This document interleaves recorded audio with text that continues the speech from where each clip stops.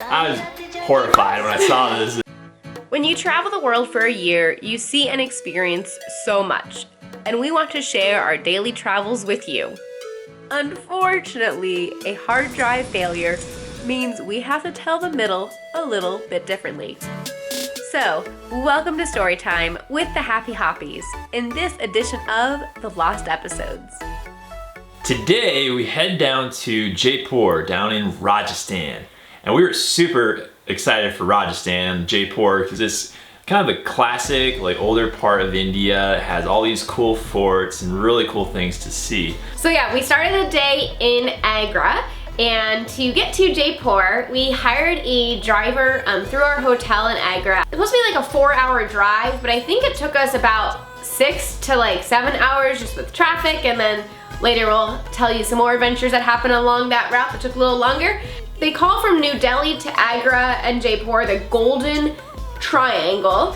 And New Delhi, is a city of 20+ million, and the greater metro 26 million people.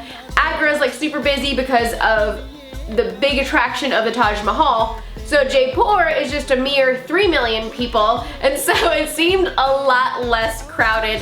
The music of India, the beep, beep, beep, beep, beep, wasn't as crazy there. Still, you heard it, but not as much as in New Delhi. Nothing like New Delhi at all.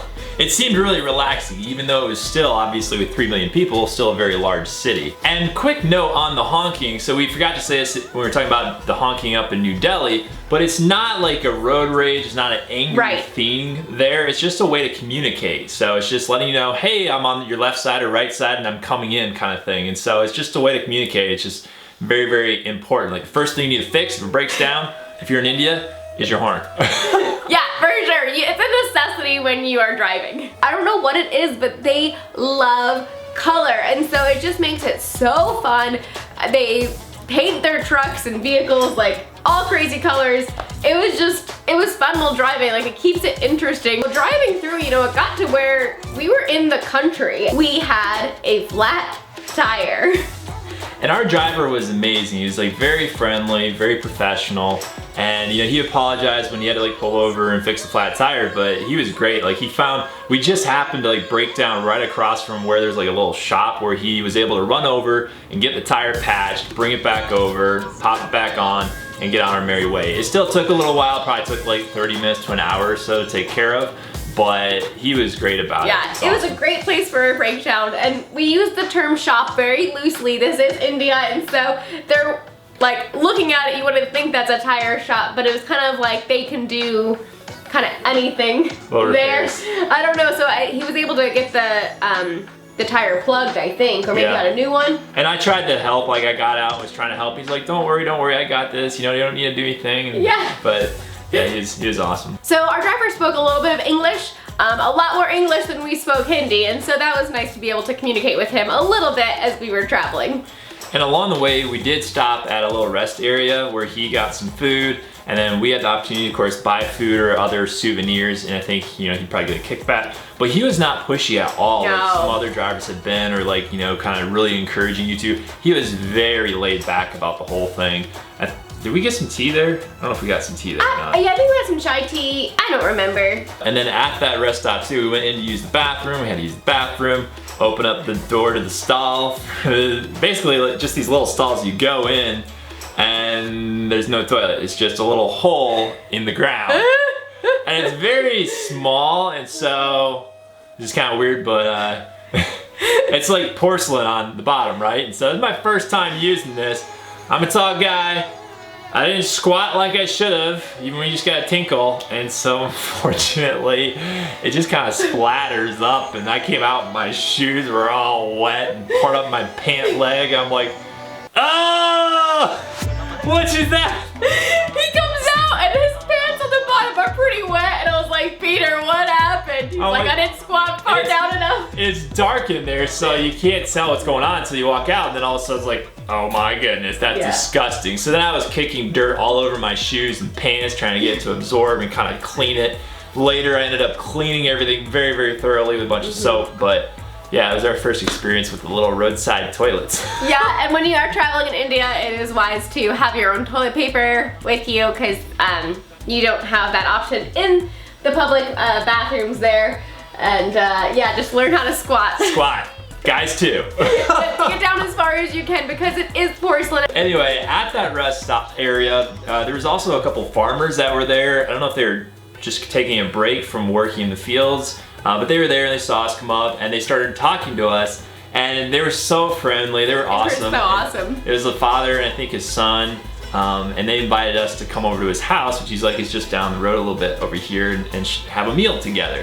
Which of course we're trying to get on to our next place and we have a driver we hired. So we're like, well, we can't really do that right now. Yeah. But he was just so sweet. Yeah, honestly, if we were by ourselves, I think we would have taken him up on his offer just cause like it was so warm and welcoming and inviting. And you know, this was all communicated with very broken English, but that's what we understood him asking us.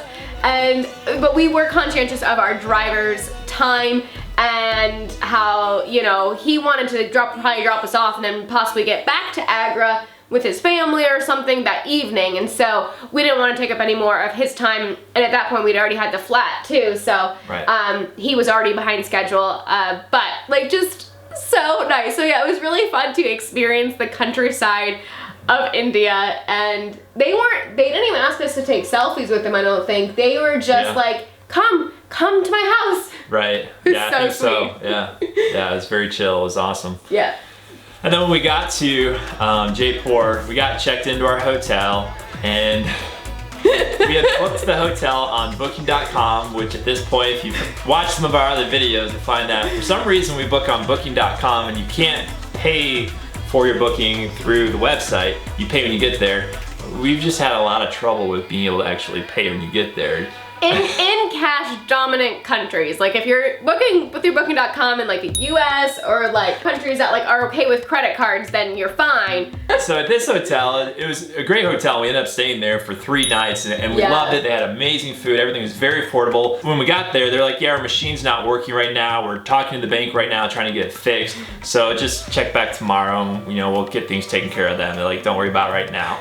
So every day we would just come back and check like, hey, is the machine fixed? And then we actually saw the guys from the bank that were there at one point. They're trying to fix stuff and it was just this whole process. It took days.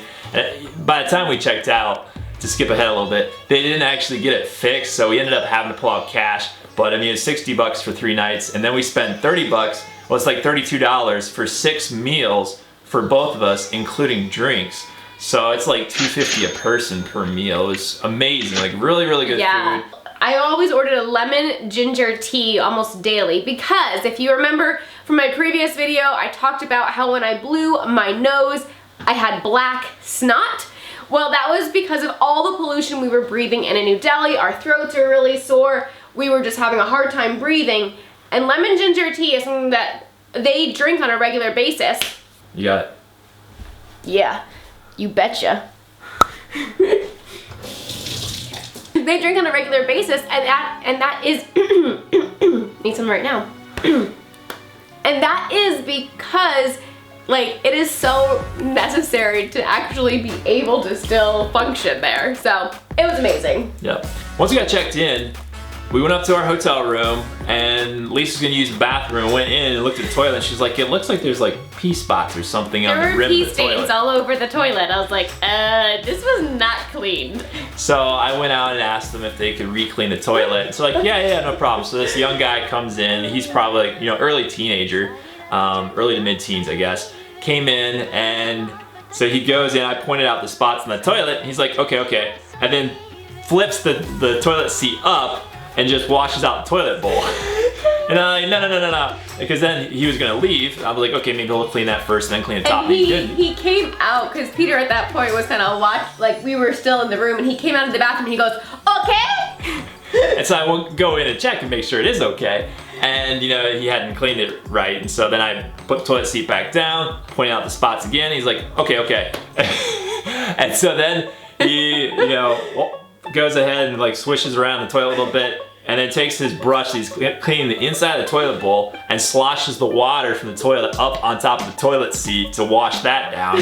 And then like water's just going everywhere, all over the place. And then once he's done cleaning that, he takes that brush and tosses it into the bathroom sink. You know, like, ah!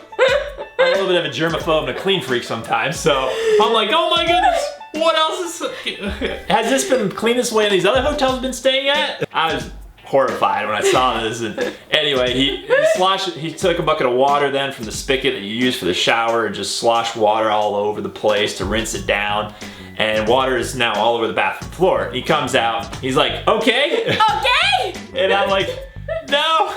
I'm like, it's really wet. Can you dry the floor, please? Like, mop it or something. And so then he goes and he brings in a bunch of towels to like wipe up the floor and clean that up. And I'm like, okay. And he's like, okay, or something. And at this point, Peter's like, yeah, okay, okay. I'm like, okay, that's good enough. And so then I took a bar of soap and like wiped down all of the surfaces and kind of cleaned it myself.